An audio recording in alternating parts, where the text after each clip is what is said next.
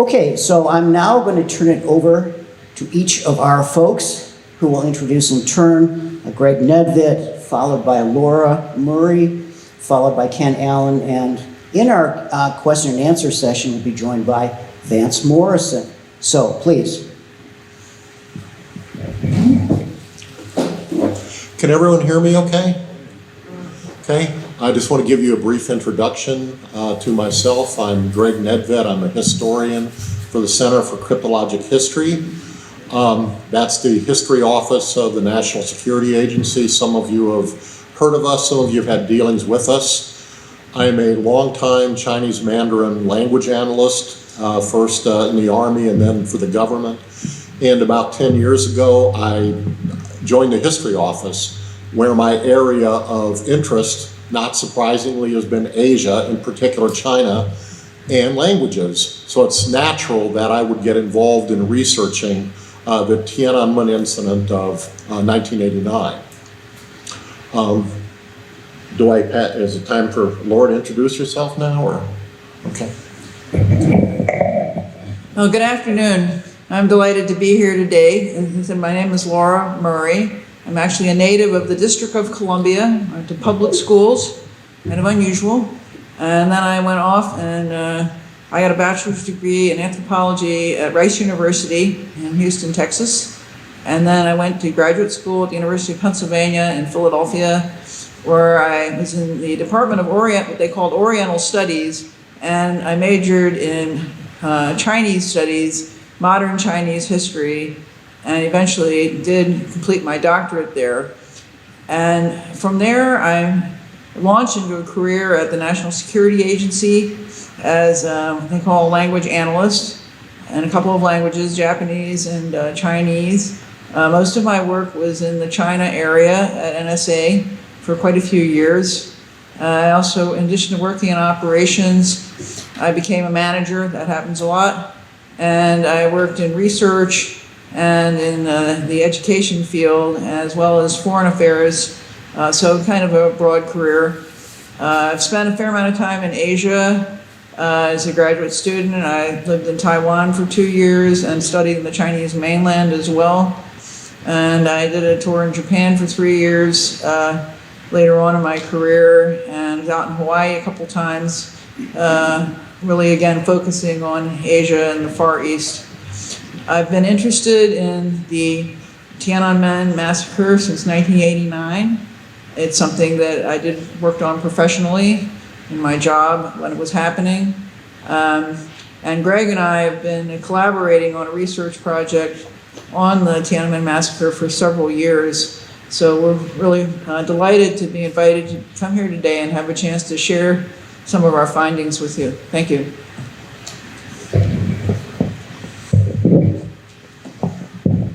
Hello, I'm Ken Allen, and I was a PE major in college until I got my draft notice as a sophomore. When I joined the Air Force, I got my draft notice and joined the Air Force the next day in '71. For the first 7.5 years, I was a Chinese linguist and a Russian linguist stationed at NSA, Taiwan, and in Berlin. So the Cold War Museum brings back a lot of memories from '77 to '79. As an officer, I served at Yokota Air Base, took a year of Japanese as well. Served in PACAP headquarters for 3 years. Got selected to be an attaché. Took 2 years of training for that. Went to Beijing in April of '87 and left at the end of June '89. And my colleague Vance Morrison will talk to us at the end. We went through training together. Was in Beijing for the 2 years there. Then I came back and taught our attachés for 3 years. Got out in '92. I worked for 7 different companies, all doing the same thing. As a Chinese military analyst. I retired from my Air Force job called the China Aerospace Studies Institute in November. I'm now writing a book on the history of China's Air Force, and it will not cover hardware, by the way. And it'll be published at the end of this year. And I'm really looking forward to doing this. I have given this presentation about 20 times. I've cut certain things out, by the way. But I think you'll still be interested in the topic itself. Thank you. I'm going to, yes, please come up, Vance. Before I give the microphone to Vance, you should know that Ken was inducted into the Defense Attaché Hall of Fame in 1997. That's a very great honor. It is my honor to be here today. I was the naval attaché in China, as Ken said, 1987-89. We overlapped almost exactly. I also was the acting defense attaché for 5 months in between defense attachés. So had a little bit of experience, went to the Defense Language Institute in 1966 for Chinese Mandarin. But I was a service warfare officer, and I had my one tour with the Naval Security Group in Japan in 1967, and then I went back to sea and eventually commanded 2 ships, a ASW frigate and a cruiser. But in between, I was a photo intelligence guy at SINCPAC for 3 years, from overhead to tactical reconnaissance, and then, of course, human intelligence as naval attaché. In 1987-89. So I'm looking forward to sharing my experiences if I get an opportunity here today. Thank you very much. All right, Greg, you're up. Okay, again, thank you all for coming. We hope you'll appreciate this presentation. You'll learn a lot. And the way we want to do this is I'm going to give an overview, sort of an introduction to Tien'anmen. It occurred to me that there are several of you in the audience that may not necessarily know that much about China, so it's not a bad idea to provide a background. And then after I do that, and I'll talk for about 20 minutes or so, Laura will talk about what actually happened. You know, the day-by-day, week-by-week event, and then Ken afterwards will talk about his experiences being there. So that's at least the way we plan on running the speakers today. Okay, and I think you can all see the slide there, and I do have a few slides we're going to look at.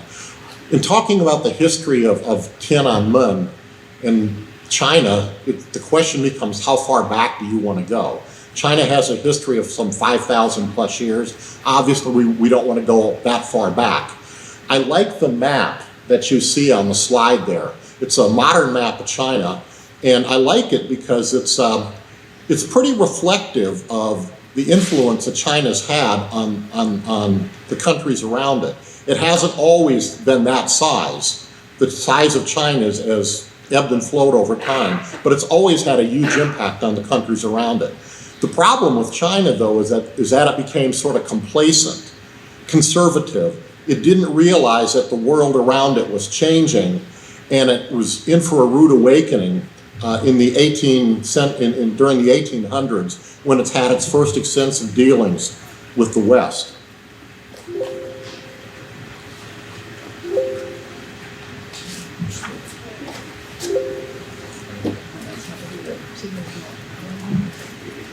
Oh, there we go. No? We're off of 3. All right.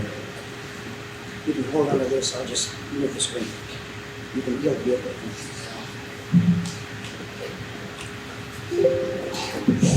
Okay. Next slide. Okay, there we go. Okay, ladies and gentlemen, this is the century humiliation. I'm talking about the 1800s here. And there's a lot of events on this particular slide. I'm not going to go over all of them, but everything on here for China is bad. Not one thing here is good, but there are a couple of them here that I do want to mention. First of all, we'll start with the Opium War, which was the real beginning of disaster for China. It sort of opened up Pandora's box of problems for China. Basically, as the slide tells you, it was a war fought over opium. It was about British attempts to get compensation for some confiscated and then destroyed opium. It was a British victory, and from this particular war, and from the treaty that came from it, this is how the British get Hong Kong, a place that's very much in the news these days. Okay? So this was bad for China because it was a British victory. The British get concessions. You know, a lot of good things come from this for the British. Other Western countries see this. They decide, you know, if the British can get this, so can we.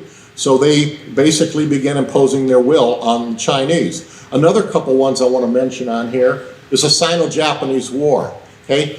The reason that's on here is because This was the first time that the Chinese were defeated, at least in the modern era, by a non-European country. And to make matters worse for them, it was Japan, a country they had dominated for centuries. And the last one I want to mention on the list is the Russo-Japanese War. The reason I'm bringing this one up is because it shows you just how bad things had become for China. Two countries, Russia and Japan, are fighting over territory, over land that actually includes some Chinese territory, and the Chinese can't do a single thing about it. That's really pretty bad. Okay, now when this is going on, certainly there's people in China that know that we have a problem here. There were attempts at reform. There was something known as the self-strengthening movement from the late 1800s, which involved military reform, but obviously it's not working for them. They decided that they needed to do something a little bit more drastic. So, let me go forward here. We have revolution, a clean slate. The Republic of China is established in 1912. This ends the dynastic system of China for centuries. The man in the PowerPoint and on the slide, Sun Yat-sen, many of you have heard of him. He's the founder of the Nationalist Party, the leader of the revolution of 1911. He was actually in Denver, Colorado when the revolution happened. He was obviously persona non grata in China. He was out recruiting, trying to get support for the revolution at home. So what happens is he hurries back to China to lead the revolution. And as a trivia item, he is revered by both sides, both the nationalists and the communists. And he is the founder of the Nationalist Party. Okay?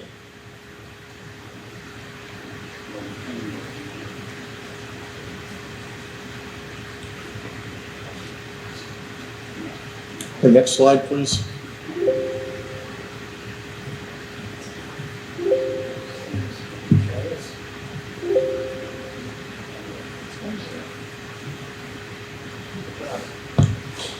Okay. Sorry about this technical difficulties, folks. That's all right. Solve this problem.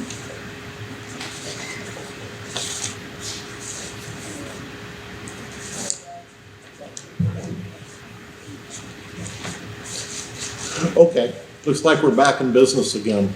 Okay, the May 4th movement of 1919, we have World War I, 1914 to 1918. China is on the winning side. They joined the war late. Because they are on the winning side, they hope they're going to get some land back. The Germans had some territory in China they occupied. The Japanese in World War I took those from the Germans. At the peace talks ending World War I, the Chinese are hopeful that they would get this land back. Well, they were disappointed. They didn't. On May 4th, 1919, they learned that the Japanese are going to be allowed to keep this territory. So it leads to nationwide protests.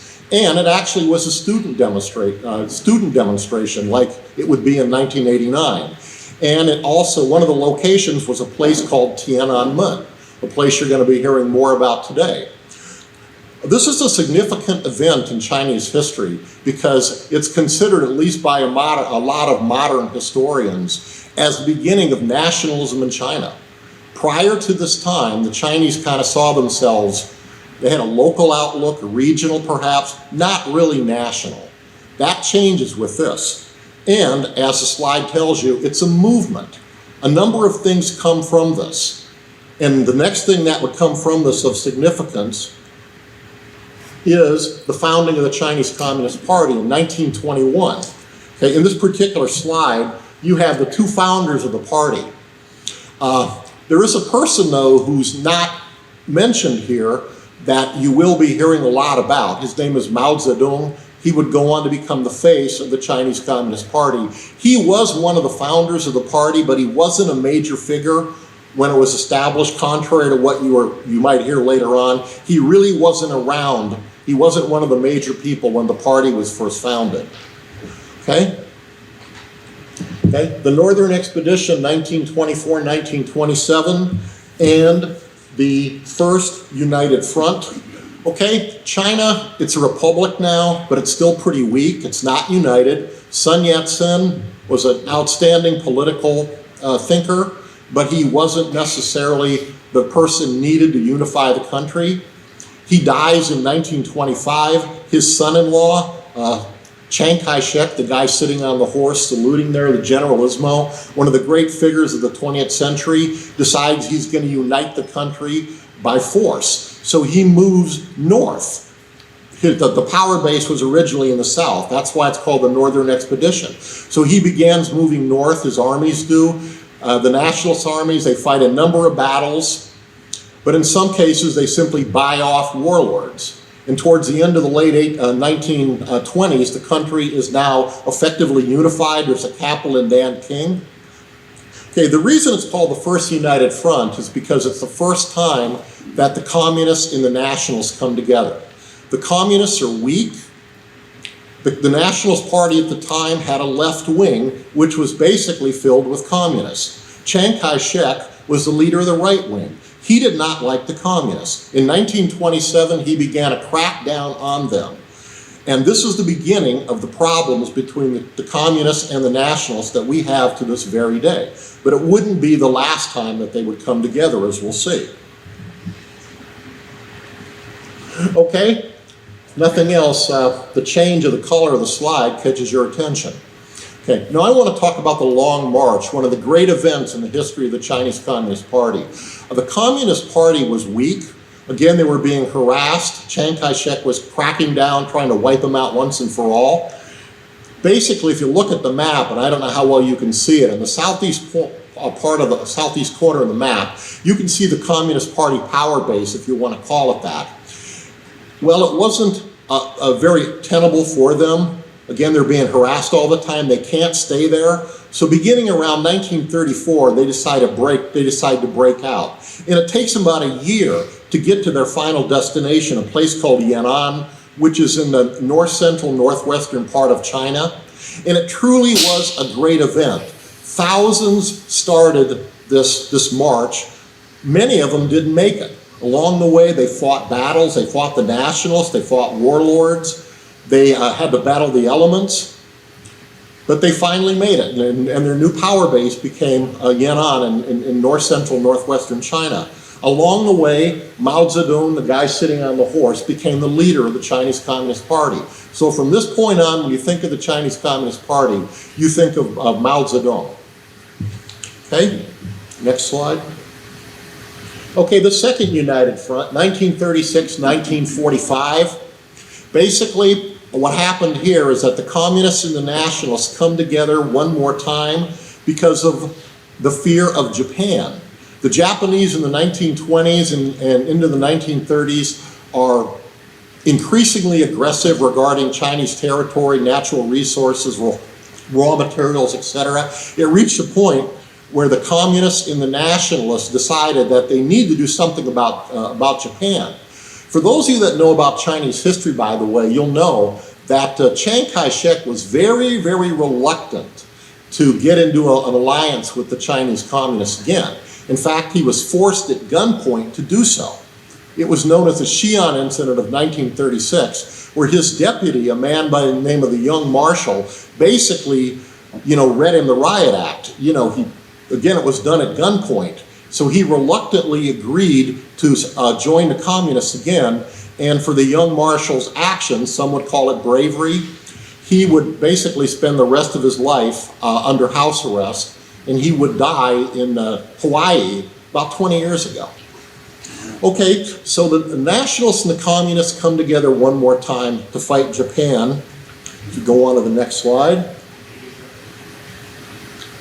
War breaks out, 1937, the Marco Polo Bridge incident, a full-scale war between Japan and China. Basically, as we know, the United States would get involved in this war later on with the attack on Pearl Harbor. It becomes World War II.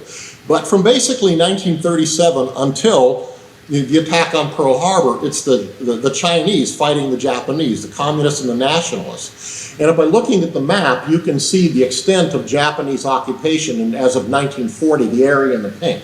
It's basically along the coast and along the cities, major cities. The nationalist capital has been relocated to southwestern China to a place called Chongqing, or Chongqing if you know Chinese Mandarin. Of course, the Chinese Communist power base is in Yan'an. Okay, next slide. Okay, World War II ends with the victory, the American victory, the Japanese defeat. The communists and the nationalists kind of knew when the war was going on that with the entrance of the United States, the war, the result of the war was a foregone conclusion. So their heart really wasn't into fighting the Japanese so much. Certainly they did. They fought each other, but they mostly just prepared for that final showdown that would come. And it came with the end of World War II. The big difference this time, though, is that the Chinese communists are a lot stronger than they were. Okay? Mao Zedong has taken advantage of his time to basically implement some policies to practice some things, win over the population as much as possible. Even so, when the Civil War resumed, if you were a betting man, you would have betted on the Nationals because they had American logistical support, etc. Well, it didn't work out. Basically, by the late 1940s, it's clear that the communists are going to win. The Nationalists relocate to Taiwan, where they are to this day. The People's Republic of China is established on October 1st, 1949. I believe this is Tien'anmen Square, where they're raising the red flag. By the way, Tien'anmen Square, for those of you that don't know, I know some of us have been there, have actually seen it, is this huge gathering area. The literal translation is Gate of Heavenly Peace. I read somewhere that it holds about 1 million people. But it's just this huge place for parades, celebrations. There's government buildings there, there's monuments, memorials, and as we'll see, it's also a place where they would have protests. Okay? We head into the 1950s. The Chinese Communist Party, i.e. Mao Zedong, is consolidating his gains. I'm not going to go over too much anything on the slide here. You may be wondering about one thing on here, though. There's a reference to the 100 Flowers movement. What's that? Basically, it was an attempt by Mao to find out who his critics were. What the Chinese Communist Party decided to do was ask, hey, how are we doing? Let us know. Some people thought, Mao was sincere. He really wanted to know. Others thought it was just an attempt to find out who his enemies were. Well, he found out who his enemies were. So this was a bad idea to express your opinion. Okay, if you're looking at this particular slide, you may notice that the Korean War is not on here. Okay, the Korean War broke out in 1950, and what a lot of people fail to realize or completely appreciate is that Mao decided to send Chinese troops into Korea at a time when his own hold on power was pretty weak. The People's Republic of China was not even a year old. And yet Mao's sending troops into Korea. What's going on here? Well, basically, he's sending his troops into Korea to battle the UN forces, led by the United States, because to him, he was afraid that the UN forces would not only get rid of communism in Korea, but even worse, they'd go into China and they would reverse his revolution. And this to him was intolerable. And as history shows, as far as he was concerned, the right decision was made. His forces battled the United Nations to a truce. Okay. Let's go on to the next slide. We head into the 1960s. The Chinese Communist Party transforms China. Two great events, and I would argue two terrible, if not tragic events, the Great Leap Forward and the Cultural Revolution. Okay, the Great Leap Forward. This was a terrible economic disaster for China. It's the closest, ladies and gentlemen, Mao ever came to losing power. In fact, he did lose some positions, but he maintained his control of the Chinese Communist Party. Basically, what's going on here is he tried to transform the Chinese economy overnight. That's why it's called, the Great Leap Forward. He tried to turn it into something it wasn't capable of being, and he tried to do it fast. China was an agricultural country. So all of a sudden, Mao decides that the farmers, the peasants, should be making steel and iron ore and things like that. And the stuff that they were making turned out to be junk. So basically, no one is tilling the soil. Millions, no exaggeration, die. And to make things worse, and it so often happens this way, when it rains, it pours. There was bad weather, there was drought, famine. Again, it was a terrible economic disaster for China. If that was bad enough, I think some historians, many of them will tell you that what happened next was even worse. The Great Cultural Revolution of 1966 to 1976, basically, and this, by the way, and I'll talk about this in a couple minutes, had a big influence on the thinking of the Chinese leadership at Tien'anmen in 1989. Basically what happened here is that Mao decided that his own political party, the Communist Party, had become complacent. There were too many capitalist voters, there were too many people in the party, within the country, that liked the old Chinese culture, so he decided to shake things up. So he basically purged people within his own party. There were a number of high-ranking senior Chinese communist leaders. Some of them had been in the Long March, by the way. You know, that their only crime all of a sudden was that they just didn't see eye to eye with Mao. For those of you that know about this, it was arguably a civil war, and he had to call in troops to restore order. Some of you are familiar with the Red Guard. The Red Guard were high school students, college students in many cases, that basically were released from school. Basically, they were the leaders of this event for Mao. They went out and spread what they considered to be his revolution. They beat up people they didn't like. They screamed slogans at people. You know, again, it was a real mess. And if you look at the slide as well, you'll see a reference to the Little Red Book, which came from the Cultural Revolution. This led to the cult of Mao, the fanaticism of this era. You have the Red Guard, or the People's Liberation Army soldiers, and I think that's who you're looking at here. They're holding up Mao's Little Red Book, and they're screaming at the top of their lungs, "Long live Chairman Mao, Wan Zhu Shi Wan Sui, Wan Zhu Shi Wan Sui." Tears are running down their eyes. It's fanaticism is what it was. This was a real mess. And it ended, as we go on to the next slide, and my last slide, with the death of Mao. Okay? Actually, there's a slide before this. What people forget is that during this time period in the Cultural Revolution, during all this chaos, the United States and China actually came together. We had a common enemy, the Soviet Union. The United States, of course, is looking for a way to get out of its war with Vietnam.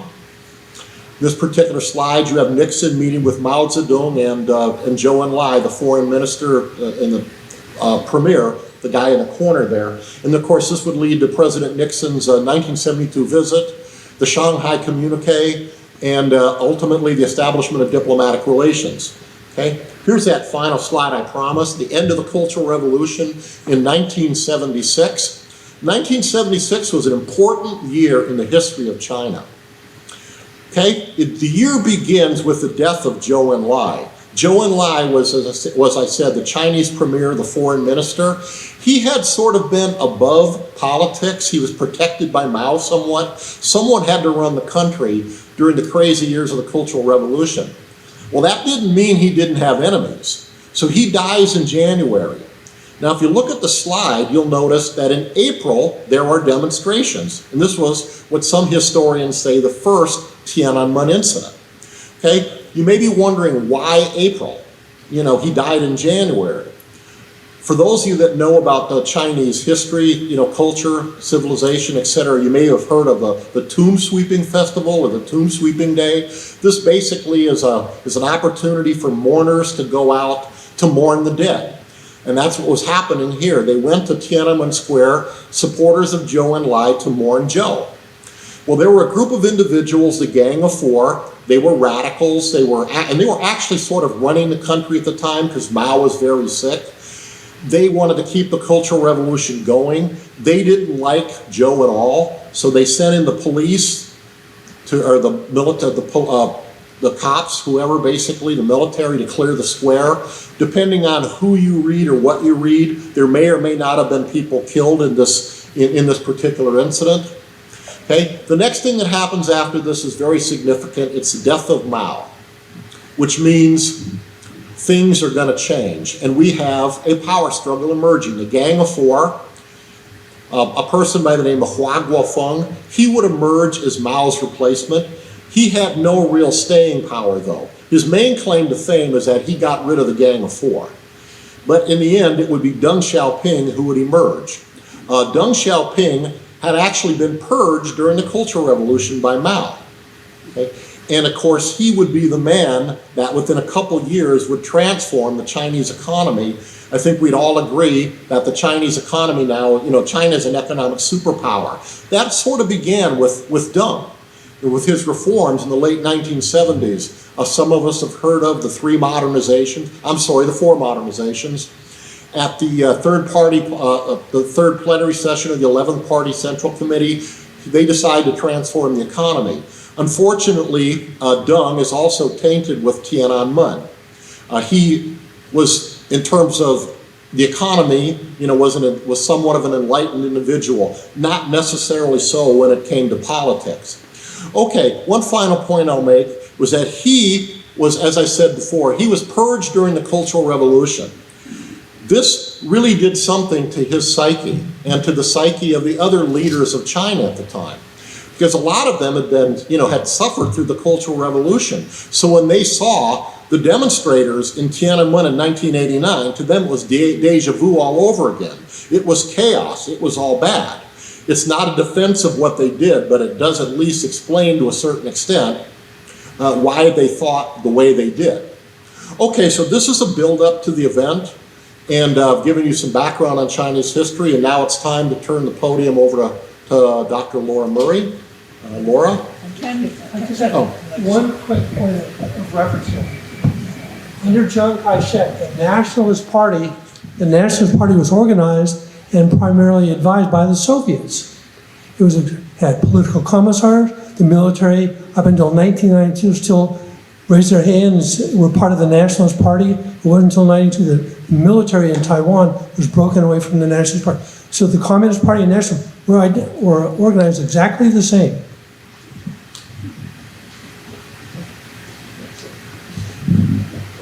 Forward. Yeah. There you go. So can everyone hear me? Okay, great.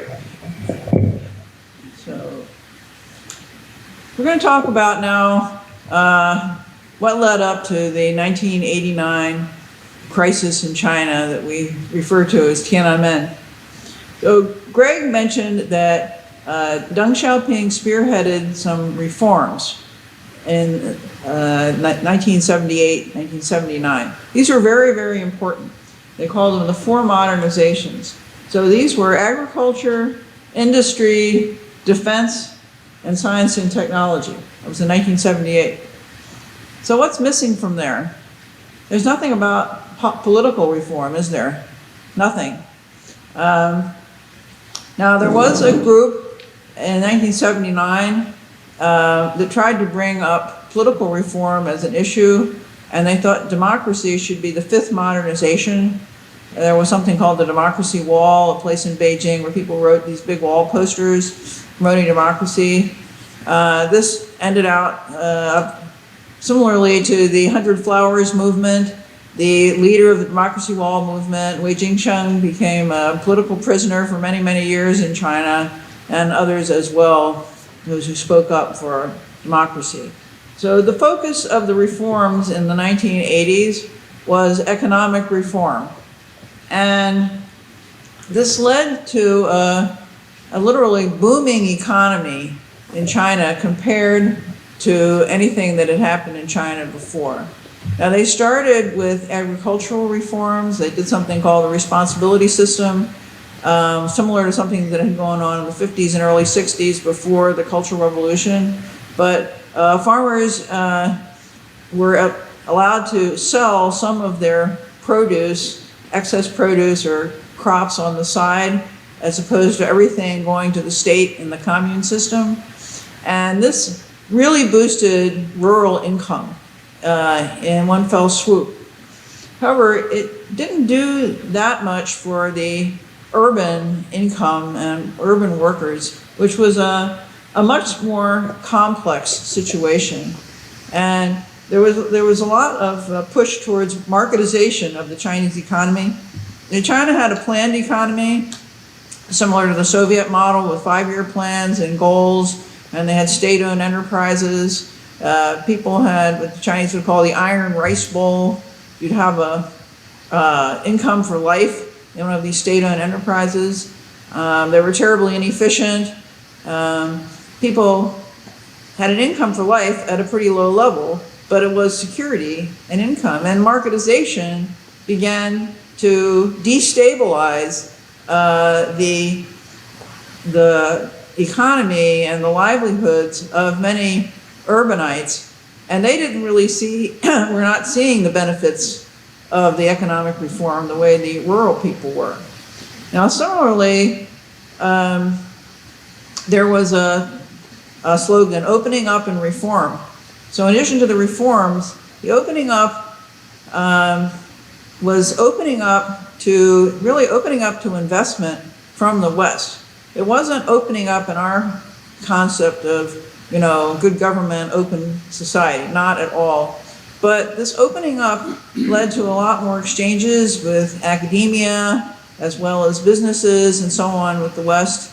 And students who often had contact now with more Western ideas began to have a sense of themselves as individuals and not just as part of the collective. So at this time, Deng Xiaoping was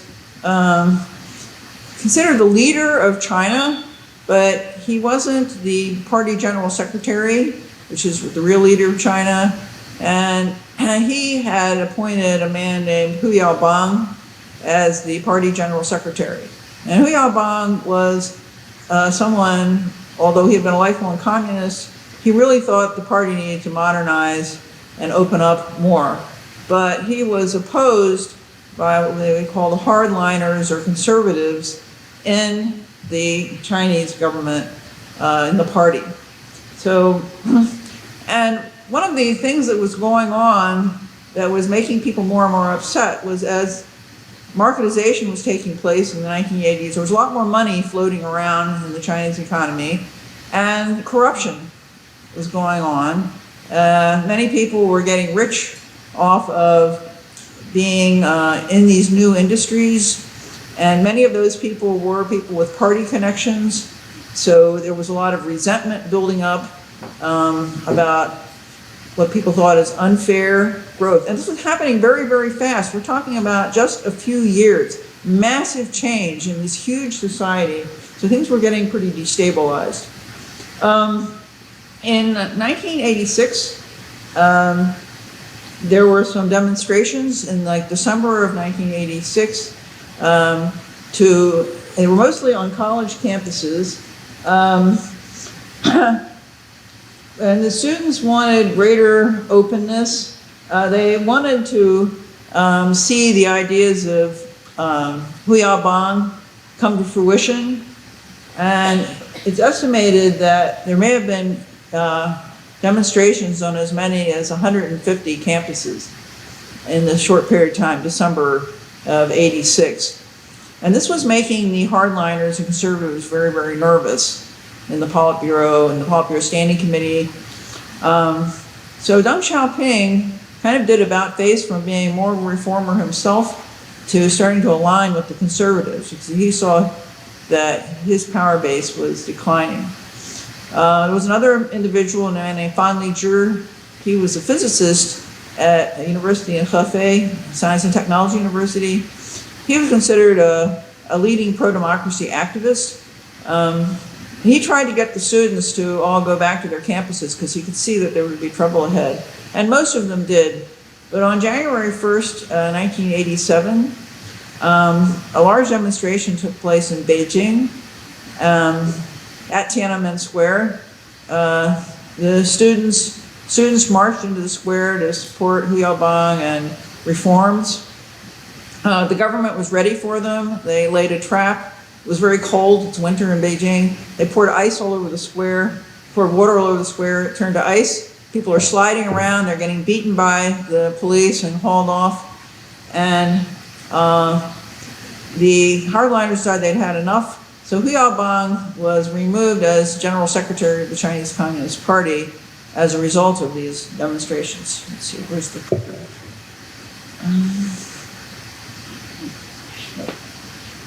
Yeah, okay. So, we move up to 1989. And At that one of the bodies in China is called the National People's Congress. It didn't really have a lot of authority, but it was a somewhat representative body. The pro-reform officials were clearly losing influence, and these hardliners who had forced the ouster of Hu Yaobang wanted to further curtail liberalization. They had the anti-bourgeois liberalization campaign and so on. They alienated students and intellectuals. And in addition to that, the Chinese economy, we think of it now as this huge world-leading economy, but their economy was still struggling during this period of transition. And these state-owned enterprises were losing a lot of money. So the hardliners wanted to institute an austerity program, which was going to save the state some money, but this further alienated workers who left behind. Okay, let me go again. Okay, sorry. All right. In April, so Hu Yaobang, even though he had been ousted as the party general secretary, he was still a high-ranking communist. He wasn't, totally on the sidelines. He just didn't have the authority. But at any rate, he died at a government meeting on April 15th of 1989. We see a quote from Fan Li here where I mentioned this professor. Actually, he was fired from his job at the university after the demonstrations, of '87. But anyway, he commented that Hu Yaobang as an individual wasn't really that important, but he became a very, very important symbol, a tragic hero. And students were rallying around wanting to do something, and assembling and marching were only things they felt they could do. They had no way to express themselves otherwise. So one of the things about China is that state funerals are one of the few places where people can gather in large groups publicly and show emotion. And generally speaking, without fear of arrest. Still against the one. Okay.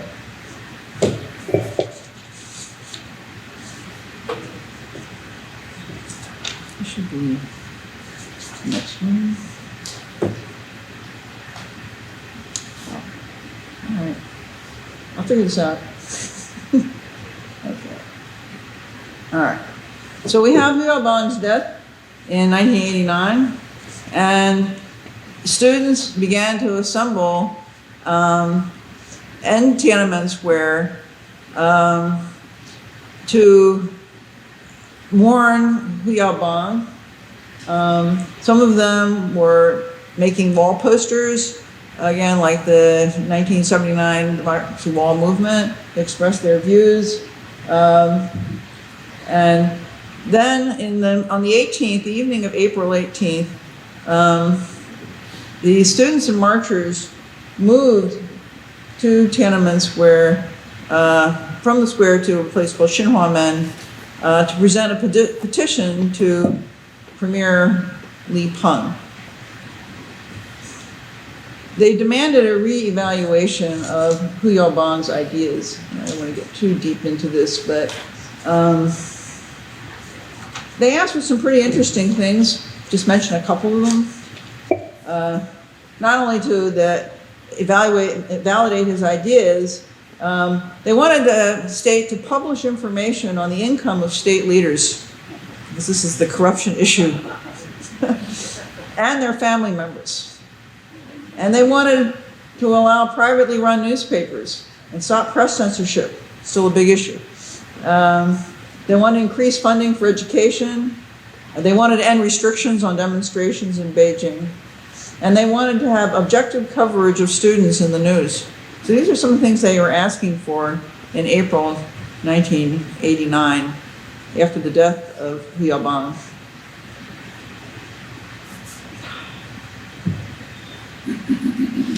Okay. So in the next big event, April 22nd, was the funeral for Huyaoban in the Great Hall of the People, a huge event with thousands of people.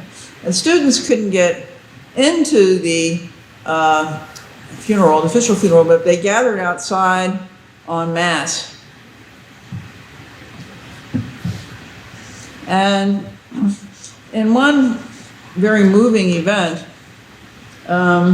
3 students came with a petition, and this is something very traditional in China. They got down on their knees with their heads down and held up this petition. China has a long history of people petitioning authorities. Didn't always turn out well, but they did have a tradition of doing that, and they did this in a very traditional way. So this is where they had a scroll that they wanted to present. So they stood on their knees on the steps of the Great Hall of the People, which is on one side of Tien'anmen Square, with many students in the background, but no one came out to accept their petition. And this really made the students upset that they weren't being considered seriously. Okay. So after that, on April 23rd, there was an organization formed, a Provisional Students Federation of Capital Universities, and some leaders began to emerge. And this federation called for the resignation of Li Peng and the boycott of classes. Well, by this time, the government leadership was really upset with all these protests. Again, this had been going on for what, 10 days, since April 15th. This is a very short period of time. Nevertheless, the government leadership published on April 26th an editorial in the People's Daily, which is the flagship newspaper of the Chinese Communist Party.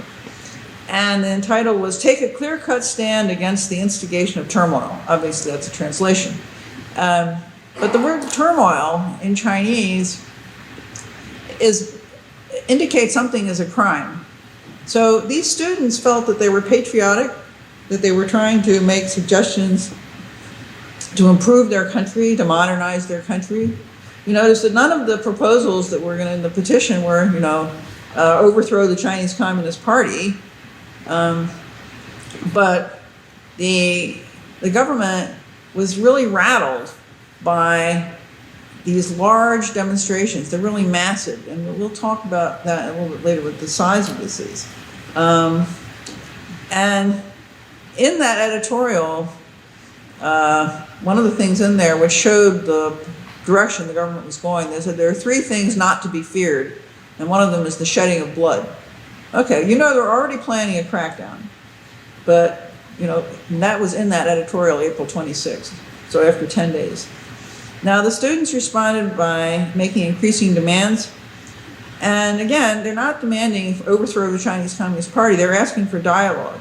They wanted discussions with senior officials. They want an apology for the attack when they went to Tien'anmen.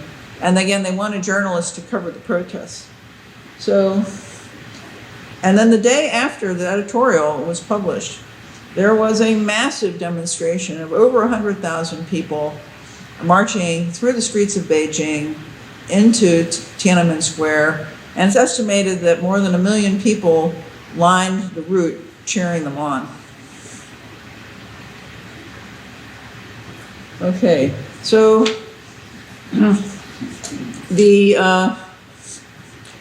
there were some talks with government and official leaders, but nothing was resolved. Now, in Greg's presentation, he mentioned May 4th, 1919, China's first student-led nationalist demonstration. And 89 would be the 70th anniversary.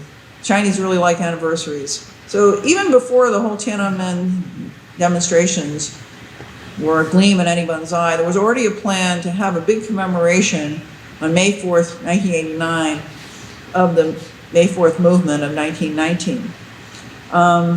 And this brought more people into Beijing in the student movement. And meanwhile, foreign press were beginning to assemble in Beijing. Now, this was something brand new, to have a lot of foreign press in Beijing, including the big US networks, CNN for the first time, the NHK, Japanese, the BBC, others. And why were they there? Well, there was a meeting, an international meeting of Asian Development Bank that was taking place around May 3rd and 4th. They were coming to cover that meeting. And of course, meanwhile, they're seeing all these students that are demonstrating. But after the May 4th demonstrations, the excitement in the square started to die down a bit. Students were worried about not passing their final exams for the semester because people started going back to class. And the leaders of the movement didn't want to give up because they felt they hadn't really achieved their goals. So a couple of big things happened around that time. Workers began to join the movement and start their own union in support of student demands. Now this is raising the fear factor for the Chinese leaders to another whole level. Because there are maybe 2 million college students in China at the most, but there are over 100 million urban workers. And that's probably a conservative estimate. And if labor gets involved, it's a much more challenging situation.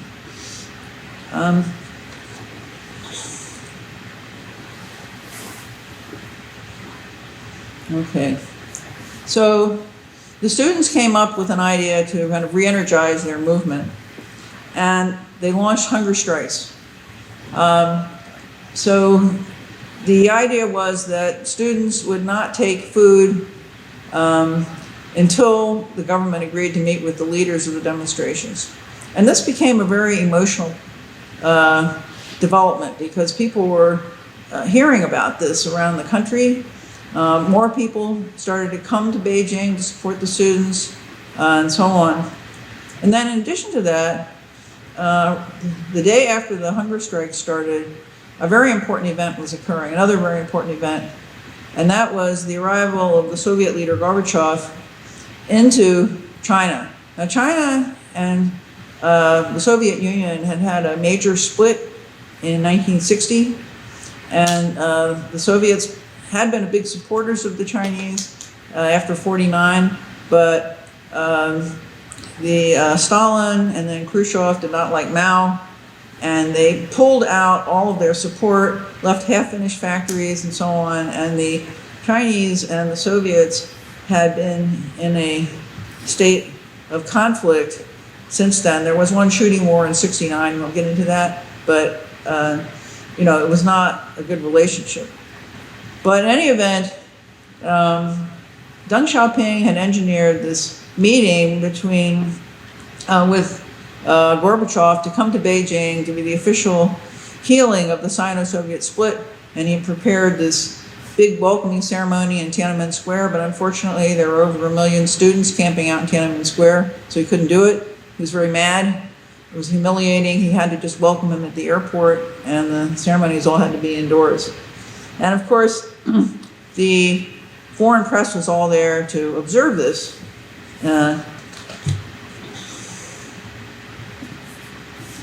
Okay, so by May 18th, hunger strike is 5 days old, and Gorbachev has just left. So the government invited the students in to discuss their demands. And this turned out to be a very confrontational event. One of the students came in his pajamas with an IV drip because he had not been eating, and he dressed down Li Peng, who was the premier at the time, and a hardliner. And the hardliners got really mad. Zhao Ziyang, who was the party general secretary after Hu Yaobang, and was known as pro-reformer, began to be frozen out. And he realized that he had tried to protect the students, but he was unable to do so. And he came to the square in an emotional statement. You see his picture on the slide, and said, "I'm sorry, I came too late." And that was his last public appearance ever in his life. He was put under house arrest until the day he died in 2005 for that.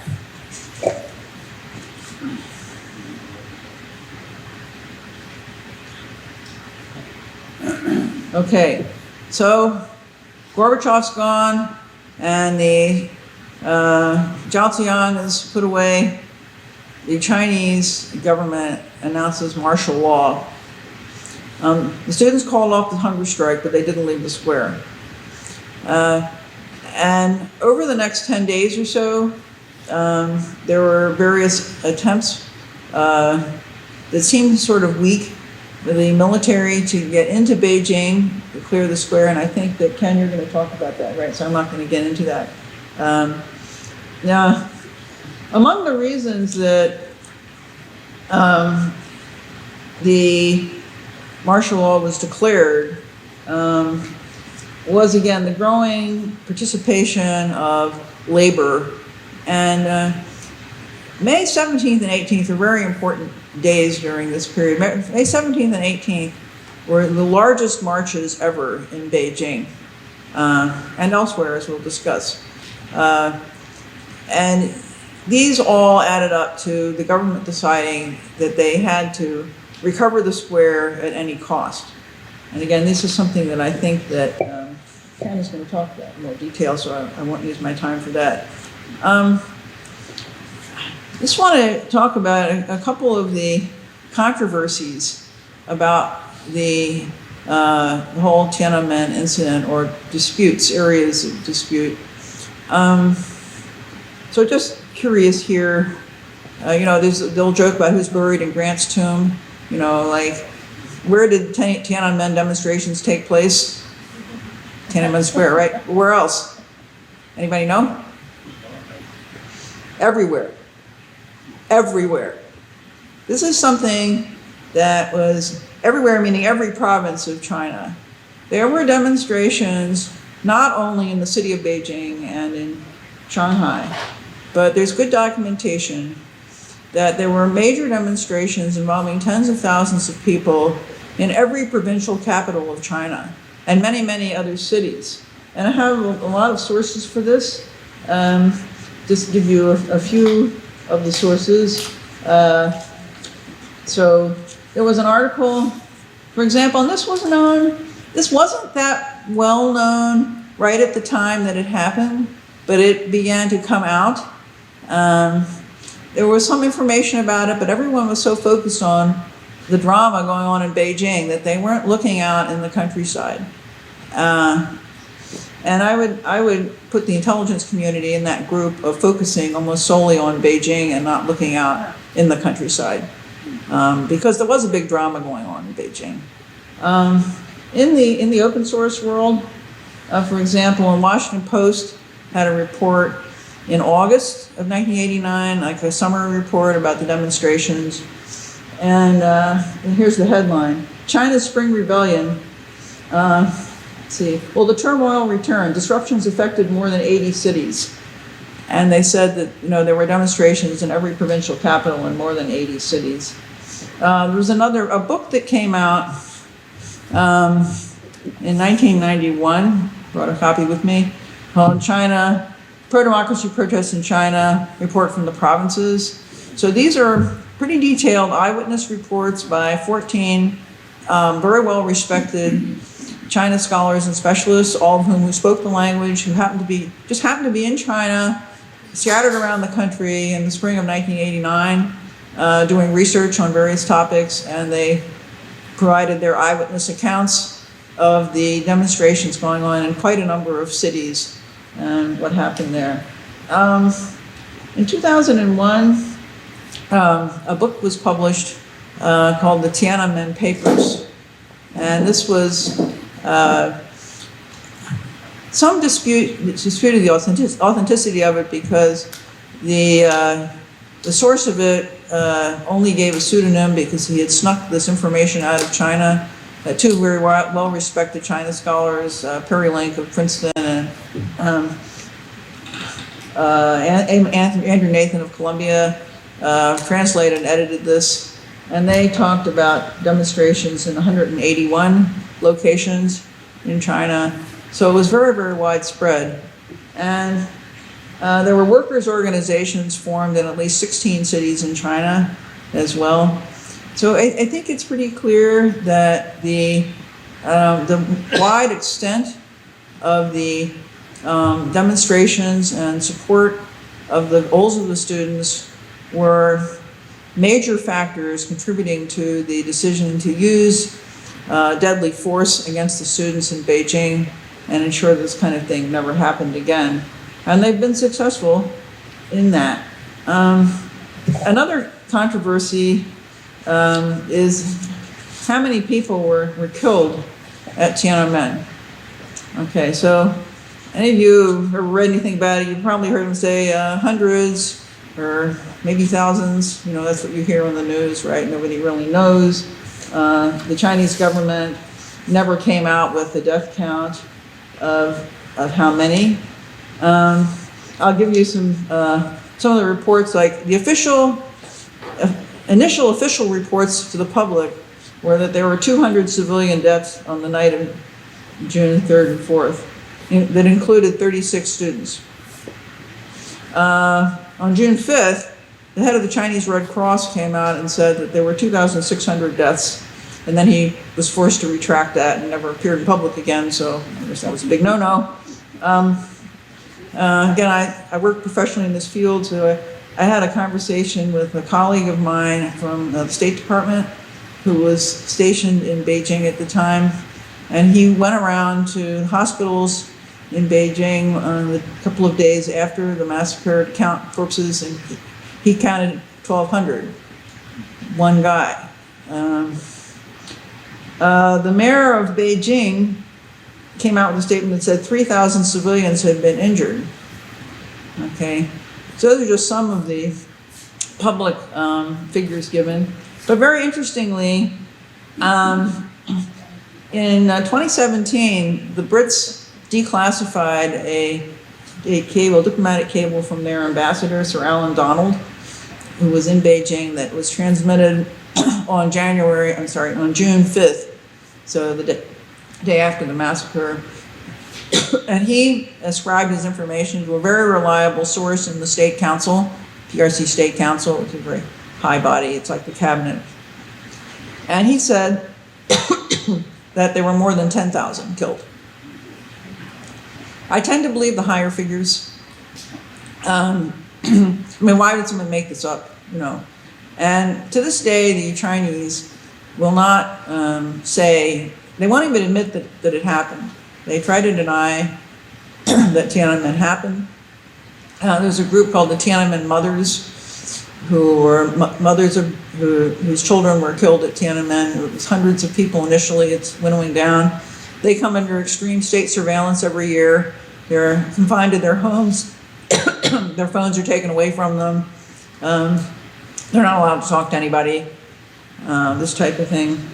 So they're still keeping a clamp on this because of the lack of information. You can't go on the internet in China and type in Tiananmen. Your phone will stop working immediately. I know because some friends of mine have told me that. Been there. So, yes. All right, so I probably overtalked my time a little bit. I have a video clip, but I don't want to cut into Ken's time. You want to go? You want to see a few minutes of the massacre? Sure. Okay, so blood and guts gets them every time, right? You know. So let's see. So this was a PBS documentary. It came out in the mid-90s. It's called China: A Century Revolution. You can still get it on Amazon. It's pretty cheap now, almost for free. You can really see most of it on YouTube for free if you want. It's actually a 6-hour video if you're interested. It's really tremendous, what they have on here. And they have quite a bit about the run-up to Tian'anmen. It's almost 30 minutes worth, but I'm just going to show you the scenes from the massacre itself. So if we can get up to it further. Okay. Autonomous Union. Those are some of the student leaders. This was not a dialogue. The Beijing were fighting pitched battles with, Okay. And saw let's go pink back tracers all over the Pitched sky. battles. And saw pink tracers all over the Go sky. back a little. I did. Okay, let's start there. So you can see this is the scene in Beijing, and this is something you probably saw. Out on the June streets. 3rd, the situation changed. Masses of people. Students heard that troops were forcing their way. As we were leaving, Bullets whistled past us in the air. 榴弹飞过天 See, 空 the students, no one expected 时候非常的 the Chinese to The sound actually that you use was very deadly intense. force, the students in China, 后面他们 nor did the West. From behind, the tanks raced to I don't know why scatter people were us, surprised. but they couldn't. 有一些人在后面 So some people at the rear were crushed to death. 催前面的人快走， The people at the back told those at the front to hurry, but they couldn't go faster than the tanks. 那个尖叫声， There were screams from behind us, the sound of terror. 我自己心里 My heart was filled with grief, 没办法解释， but I didn't shed a single tear. 我已经愤怒已经使我 I was numb. 不知道自己还有气重， I just grit my teeth in rage. 只是紧紧的咬着自己的牙齿，我非常的气愤。 As the sun rose on the morning of June 4th, the students finally headed back to their homes. It is estimated that more than 200 people died There's that that night. 200 figure. Most of the casualties were ordinary citizens, killed in the streets leading to the square. The government arrested thousands who had joined in the demonstrations. Many of the movement's young leaders fled abroad. A Okay, few we can stop chose it now. to stay. So, They were sentenced so Ken and I are just comparing notes. There's a lot of evidence that many of the bodies were cremated right away. One of our colleagues at work who was stationed at the U.S. Embassy in Beijing at that time said that you could smell the smell. There was smoke coming from the Western Hills, and you could smell the burning bodies. You know, it was something that. And then Ken, if you want to add your point there. Yeah, the point I would make is that I was told that one of the issues was that if someone was killed during the massacre, their bodies were taken to the crematorium, the families had to pay a massive amount of money, so there was natural death, because otherwise they would lose all their support and everything else. So that may be the discrepancy in the numbers is because of the cremations. But you know, this whole issue of the numbers of people killed, it resonates today with what's going on with the coronavirus. And you know, how many people have died? Well, first they wanted to deny that this virus even existed, right? And they basically tortured the messenger, that doctor who did die from the virus, presumably. It's not clear if that's why he died, actually. But you know, then they come out with reports now every day of some numbers, but who's to say if these numbers are accurate? I mean, the Chinese communists don't have a good record on providing accurate statistics of victims of anything from a natural disaster to a military event if they think it's going to make them look bad. And the fact that 30 years on, the Chinese government is still denying that Tien'anmen even happened. I mean, you can't find any information about it if you're in China. And it's really still considered a state secret that this event occurred. You know, we wouldn't be having a meeting like this if we were in China, or I'd be hauled off to jail. You'd never see me again. That was my father's big fear, that when I went into this field, that I'd end up dying in a Chinese prison for some reason or other. But somehow it didn't happen. All right, well, I think I'll stop now, because Ken has a lot of really great information to share with you based on his personal experience there. I was witnessing things from a distance. So. Folks, I'm going to take just a second here because I need to turn off the camera. Ken prefers not to have any video or any photographs of his presentation. Then we'll switch it back on for the Q&A. So hang on just a second here. Yes, please.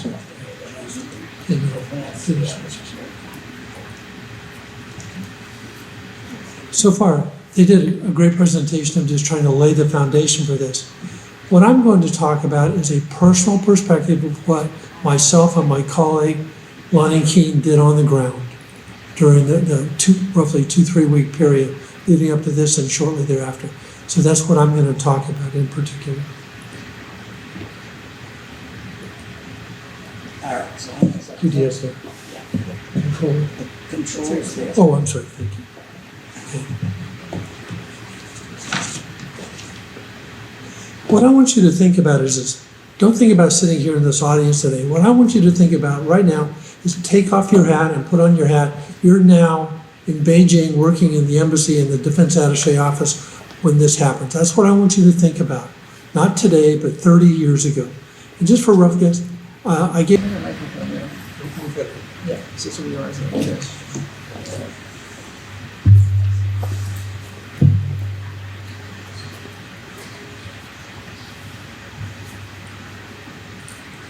All right, folks. So please put up your hand, and I will give you the microphone.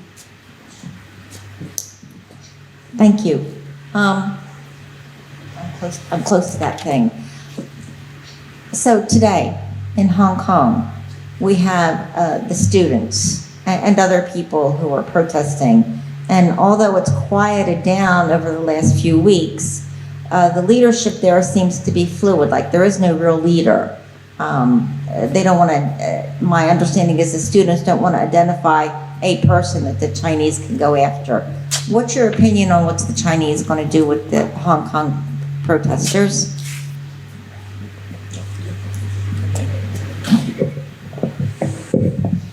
Thank you for the question.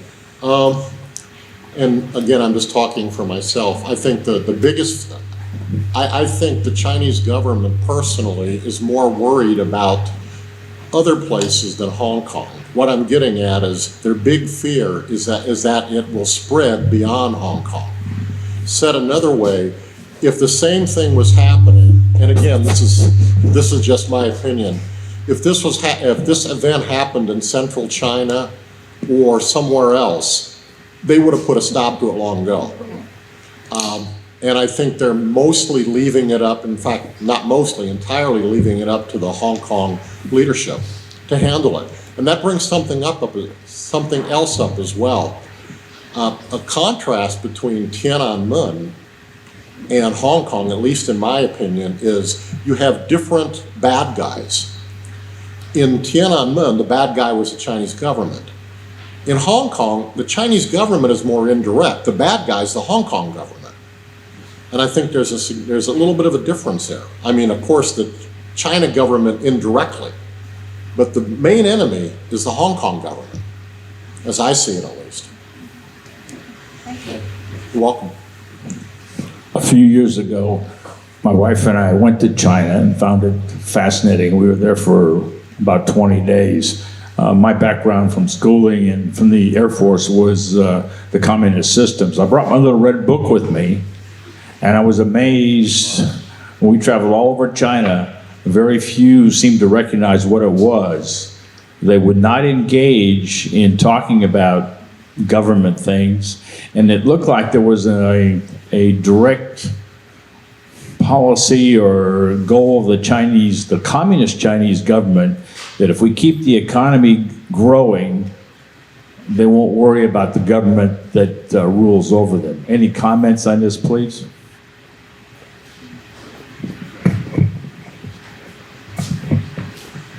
So, hi. At the time in 1989, that was the thinking too. I mean, that there was a big focus on the economy, and they felt that there was so much going on with the economy they couldn't deal with political reform. What I think is interesting, I mean, China has advanced tremendously in its economy in 30 years, from a pretty shaky economy to a superpower economy, but they still feel like, the time isn't right to do anything about political reform. So they seem to be frozen in their thinking about political change and even emphasizing, the dictatorship of the Communist Party more than ever. Now, some people could say that this is a sign of weakness, that they fear that if they open this Pandora's box of political reform, the Communist Party may lose its authority. So it just seems that they've put themselves into this corner of feeling like maintaining absolute political authority is the safe way to keep going.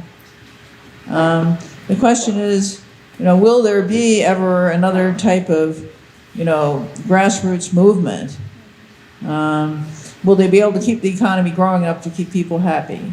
I think what's interesting right now in this coronavirus business that's been going on is one of the big calls. It's not for political change per se, but they say we need freedom of the press because the failure to put out correct information about this disease has caused lives. So this is becoming a big thing now in Chinese social media. This is something quite different. I mean, I haven't seen any call from China for people for freedom of the press since 1989. This is something really new. So it's just something to keep an eye on. I don't know if that answers your question or not. Thank you. The questions, okay.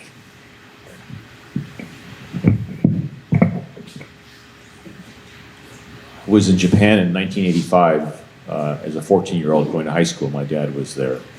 In 1986, he had the travel bug. We went to Beijing, and as you showed in your pictures, a lot of pictures of bicycles and a lot of things were being built. The Great Wall Hotel was the only thing that stood out as a high-rise at the time that I recall. I'm curious, in 1989, I was still about to graduate in Japan, and the Far East Network was talking about things that were going on in Beijing, and some of the teachers that were there were talking about people they knew that were in China. But I recall things looking optimistic at the time from the narrow perspective of what we were hearing in the news and what I was hearing as a high school student. Where do you feel things looked a little bit concerning from the perspective of vehicles that you're showing in pictures of mobilization? And it just seemed like all of a sudden things went from day to night from the perspective of what occurred in regards to a massacre. Or was there anything that you said, hey, this is really going to be turning into something, or is there anything that you thought maybe you were optimistic things were going to possibly be on behalf of the students going to turn out good for them? Are you talking about then or now? I'm talking about 1989. Yeah, only then? Yes.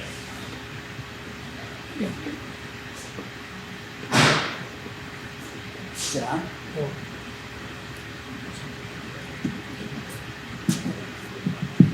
Yeah, it's really interesting. Lived there for 2 years, and I will make a rough comparison. This is the thing I did. In 1989, only 6% of high school students went to college. 6%. You graduated from high school, you were given a job, you were in that job your whole career. You went to a college, you graduated from college, you were told what job you were going. You stayed in that, you didn't own a house, you didn't own a car. Everything you did was told what to do. Roughly 2000, when they started to go to a market economy. Today, 46% of high school students go to college today. You graduate, you have to find a job. You can buy a house, you can buy a car, you can go. The freedoms in China today are so tremendous, but at the same time, don't piss off the government. That's the other thing. They got social media, you cover everything. So if you try to do your job and stay out of the politics, you can move up that career path. If you want to try getting into politics, that's a whole different ball of wax. Whether it's Hong Kong or Beijing or Shanghai. This is my personal opinion, by the way, the things that I've seen. And just recently, in the last year or two, my wife and I have had the opportunity in my previous job to travel to Paris, to London, other places. You go into a museum in Paris, half the people there are Chinese. Half of them are Chinese. You walk around here, thousands, people are traveling all over the world. They're seeing it. And when I lived in Taiwan, you couldn't travel to Beijing, and Beijing, you can travel to Taiwan. Now, Taiwan has 23 million people, 1.5 to 2 million people from Taiwan live in China. Live in China. There's this change, there's trade, there's everything. So China, second largest economy in the world. Yeah, so there's a lot of things that are moving, there's a lot of things that are bad. There's no question about that. Xinjiang, but across the board, they're moving on. But you have to be careful of how you deal with it across the board. And it's not an easy thing, but if you're a typical Chinese, your life is a hell of a lot better than it was 30 years ago. And the other point I would make is this. I've made this several times. So basically, post-Tien'anmen, China was ostracized from the entire international community for 5 years. By 1995, because they were on the UN Perm 5, they had economy, everything else, they were, so think today, they're the second largest economy. Who's gonna come up on the UN and say, you can't do this? It's gonna be really tough. So the US has got some real challenges of how to deal with China today in a competitive world. That's just my personal opinion. I'd like to just comment on your question about the optimistic views that people had in the spring of '89, and were there any clues of when this was going to change, right? Yes, this was what I would call people looking at the situation in China with rose-colored glasses. You know, those of us who were China specialists, experts, who had lived and studied there, knew the language and really followed what was going on, I would say we're never terribly optimistic about what was going to happen. You had a lot of journalists in China at that time, maybe their first time ever in China. They see all these people marching in the streets, carrying pro-democracy signs. I mean, it was an amazing moment. But I mean, as a China analyst at the time, you know, I remember trying to tell my bosses, I said, you know, as soon as Gorbachev leaves, this is all over. You know, because, you know, there were this, if you go back to the 26 April editorial in the People's Daily saying, you know, one of the things not to be feared is the shedding of blood, and what's going on now is a turmoil, which meant that all of this student activity was a crime in the eyes of the Communist Party. They were going to get punished. It didn't happen immediately because the government was tolerant, because it took them a while to get organized. You know, logistically, bringing in all those troops from all these group armies spread all over the country is not something that at that time they could do overnight. They didn't have the lift capacity and so on. But it was going to happen. And people were optimistic because the 80s was a kind of optimistic time in China. There was so much change with the economic reforms, and people had so much more freedom than they had previously, and they kind of thought the sky was the limit. But I think that the world viewing China, for the most part, was just kind of entranced by, oh wow, China's going to become democratic overnight. You know, people really thought that, and a lot of important people thought that. I mean, there were no assessments coming out saying, you know, this is going to end in disaster. And so when it happened, it was kind of, I mean, there were a lot of news articles from the time saying this was an intelligence failure comparable to not foreseeing the fall of the Shah of Iran, something like that. So, I mean, I think that probably the NHK people in Japan and whatever Western press you were looking at in Japan was part of this very optimistic viewpoint, but unfortunately terribly unrealistic. So, I don't know, does that help? Yeah. I don't know a lot of China history, but I was just in Hong Kong 2 weeks ago. But we were told that the British had Hong Kong, turned over control of Hong Kong in 1997. Well, who had control of it in 1989? The British. The British did too? Well, why couldn't they help? They couldn't help do anything to keep them from attacking the civilians? Well, no, I mean, nobody got attacked in Hong Kong. Hong Kong was in '89. Hong Kong was still a British Crown colony. Okay, so nobody bothered anybody in Hong Kong. Right. Okay. Yes. I mean, they didn't. It didn't get turned over till later. The problems in Hong Kong are fairly recent. 2014 was the first time. They call it the umbrella revolution or movement, whatever you want to call it. And that was because there was some complaints about transparency in elections. Basically what happened was, in 1997, the British handed over Hong Kong to the Chinese with the agreement that for the next 50 years, until 2047, the Hong Kong would basically be allowed to maintain its, a lot of its own systems. And the problems in recent years, and the 2014 and then the last couple of years, is because there's been violations of that. The people of Hong Kong feel that they are losing these freedoms. If I can make a comparison, it's always hard to make comparisons between something that happened in 1989 and something that's happening now. One of the big differences between Tien'anmen and Hong Kong is that in 1989, the demonstrators really had no concept of freedom. In Hong Kong, in contrast, they've had freedom, and now they're afraid of losing it, so they're more daring. They're doing things they never did in 1989. They're attacking, they're occupying buildings, going into subways and things like that. In 1989, as Laura said, there were demonstrations nationwide for the most part, but at least in Beijing, the area seemed to be right around Tiananmen Square. In other words, the protesters in 1989 really didn't go out and travel to other parts of the city and attack buildings and things like this. So the protesters in 1990 in Hong Kong are more daring, I would argue, because they have to be, because they have more to lose, this freedom that they cherish. That's probably an over-answering the question. And my colleagues can comment on their own views on this as well. Thank you.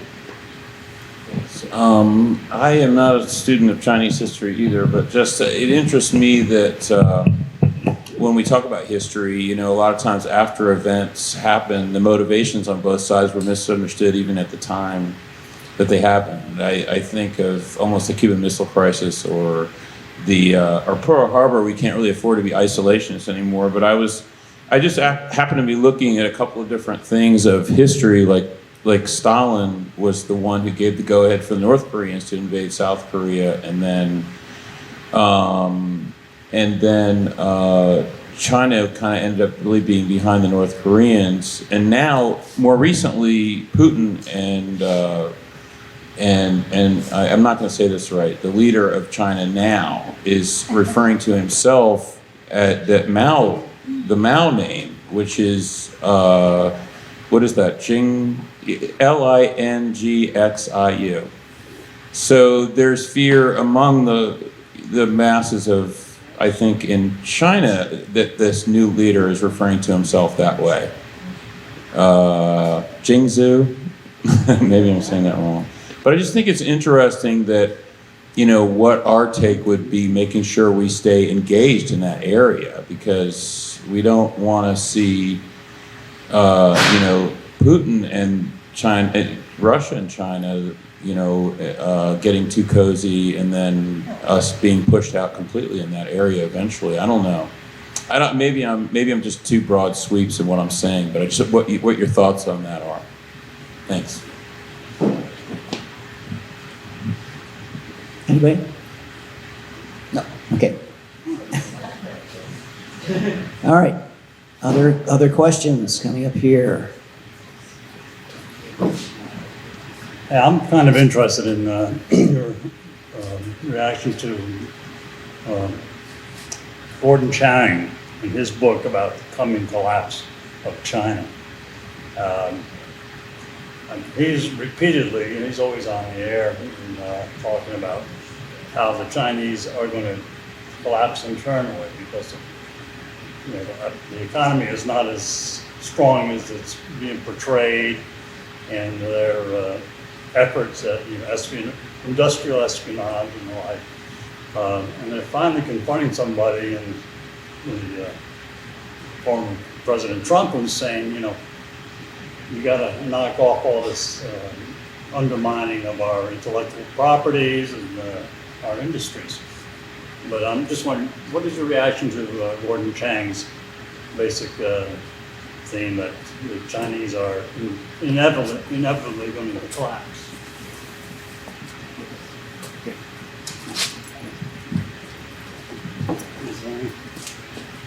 Maybe I can talk a little bit about that, but I'm no expert. It just seems to me that back in 1989 that we were thinking the same thing. What's going to happen to China? once they crack down on these people and they don't have world support any longer, they kind of cut themselves off from a growing relationship with the United States. Ken talked about a Peace Pearl program, which was a military aid program to the Chinese. We did the same thing in the Navy. We were building torpedoes for the Chinese and teaching them how to build torpedoes. That all stopped with Tiananmen Square, and so did military-to-military relations, which are still not as good as they were earlier when the days were rosy before Tiananmen Square, and they really were. There was optimism in China, and I think that was pretty general, that things were going to be getting better. I'm not sure how they felt after Tiananmen Square. Now, Gordon Chang, I don't know whether the collapse is going to come, but it seems to me that it could take something small that could get out of their control that could bring them down. But they're going to do everything they can to stop that. Their number one objective has been and always will be the party rules China. I have a question on religion. In 1989, was there any religion or practice of religion in China? I know now they're persecuting the Uyghurs and the Muslims and all, but at that time, was there any practice of religion in China? I went to a Catholic service. It was a wedding in Beijing in an old Catholic church that preceded the communists.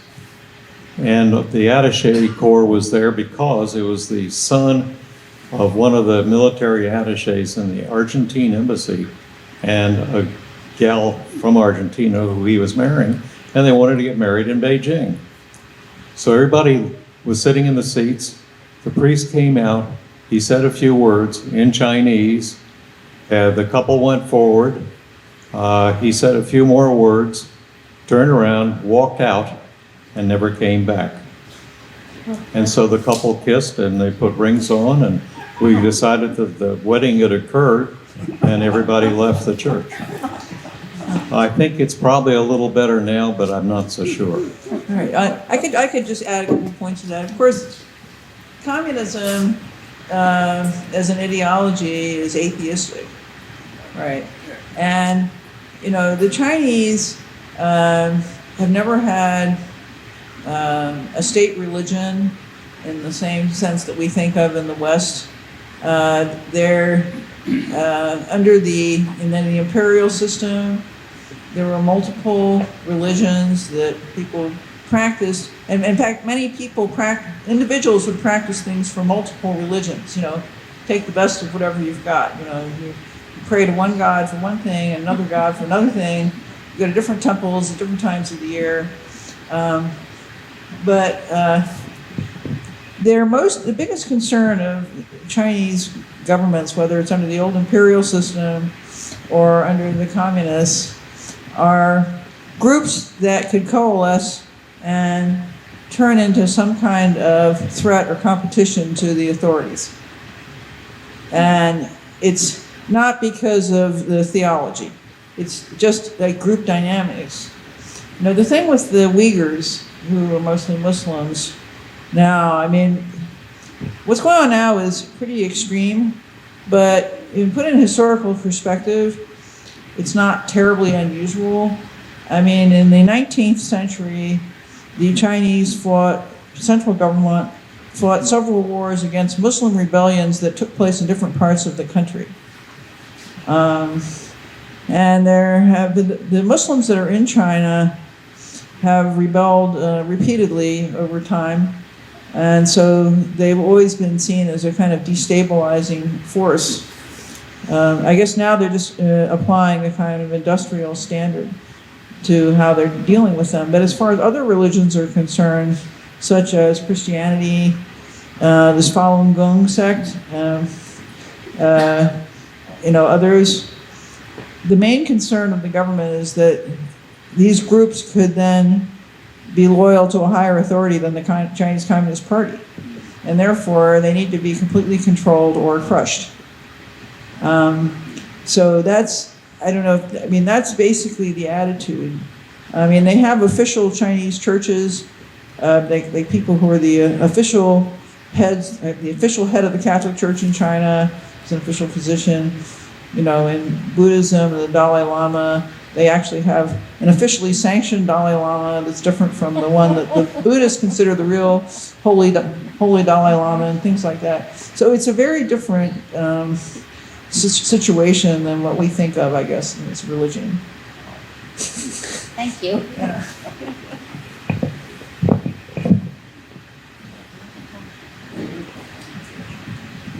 It was mentioned about Tien'anmen before, and I'm not sure specifically if I have the whole story correct. The person that shot all of that hid his film in a toilet water tank and got things out. What other Tien'anmens do we not know about from the perspective of things that were smuggled out or some other material? Obviously today with the cell phones and everything, it's much easier. At that time, it was much more difficult. Sure, maybe I'm a little curious, the pictures that you showed in that magazine and the propaganda aspect of it too that you're sharing today of, that was really the students that blew up that tank or started that fire versus what the government might have done themselves. So it's very confusing in regards to what we're actually looking at from a historical perspective. I don't actually know who Tien'anmen was. I've seen the picture, I know nothing about it. Microphone. Well, you know, the Tank Man picture, it's a wonderful photograph, and it's a great image. The individual there really had nothing, he was not a big player in the student demonstrations. There's a lot of questions as to his identity. He did have a certain amount of chutzpah to just stand there in front of a bunch of tanks. And it was after the massacre. It was not the day of the massacre. It wasn't part of the massacre. It was a couple of days after the massacre. So, and then he was picked up and no one's ever seen him again. But it's a great image. It's become an iconic image of, and that's the main importance of it. I'd like to add to that. I don't think the man in front of the tank stopped the tank. Those tanks ran over their own troops and they were rushed to get into Tian'anmen Square. And nothing stood in their way when they wanted to go. And so they wouldn't have hesitated to run him down. So they just happened to capture the picture of the guy standing in front of the tank. You know, 2 days later, that's the whole. Other questions? This has been a magnificent presentation for us, but I would really appreciate some of your insights from our fourth member that now has joined us up there, some things that you would like to add to us to be the frosting on the cake from the very outstanding presentation. I totally agree with you. Well, thank you very much. I don't want to take too much time because we're running late, but they did mention there was a ship visit, and we had planned the previous fall for 4 U.S. Navy ships to come to Shanghai for the first U.S. Navy ship visit to Shanghai in almost 50 years. It was kind of a big deal for everybody, symbolic. However, they scheduled it the same day Gorbachev was going to be there, right at the pier next to where the U.S. Navy ships were going to be. We said, no, that's not going to work. And so we rescheduled it so that we came in the day after Gorbachev left Shanghai and all its chaos. We were a little concerned because there were millions of Chinese demonstrating in Shanghai, as was said, and probably in many other cities. I just happened to be there and see them day and night, 24 hours a day. They keep us awake in our hotel room at night because they were making so much noise. And the Statue of Freedom, the Goddess of Democracy, whatever the styrofoam statue, appeared first, I think, in Shanghai. If not, they at least had one just like it when we were there. It later appeared in Beijing. But the ship visit went well. The sailors were welcomed by the Chinese people. They were not anti-US in any way, shape, or form. It was a successful visit with no incidents. The ships left, and then the curtain fell. Gorbachev left, and that's when they decided they were going to crack down. They told us in Shanghai on the side that they were going to crack down soon. We knew about that ahead of time. So the Navy relations were pretty good. I got out on Chinese Navy ships for exercises. That doesn't happen anymore. So my observations were pretty well positive until Tian'anmen Square. Like Ken, I left almost immediately afterwards. like Ken, my household goods came a little late, but untouched. They came. I didn't expect to see them again. Could you take a second? Well, we were coming back from taking the head of the U.S. Navy delegation of ships, in other words, the commander of the 7th Fleet, who was flying out instead of taking his ship out. He was flying out of Shanghai Airport the day the ships were leaving port, and he and his wife. We went out to see them off with a Chinese delegation in a regular motorcade with police escort, and we're coming back, 2-lane road. Our driver let a civilian truck get in front of him. He knew he'd be in trouble, so he tried to get around the truck on a curve, and we ran head-on between the headlights of an oncoming dump truck. Our driver was killed.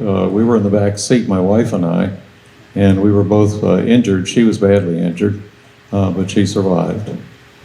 I left Beijing, or China, for a couple of days for medical treatment and all, but went right back well before the Tien'anmen incident, in time to greet my relief, who was on board at that point too. Nobody was evacuated out. Yeah, we were evacuated by plane out of Shanghai, first to the Philippines and then to Hawaii, where we had lived before. Thank you. Other questions? All right, let's thank our experts.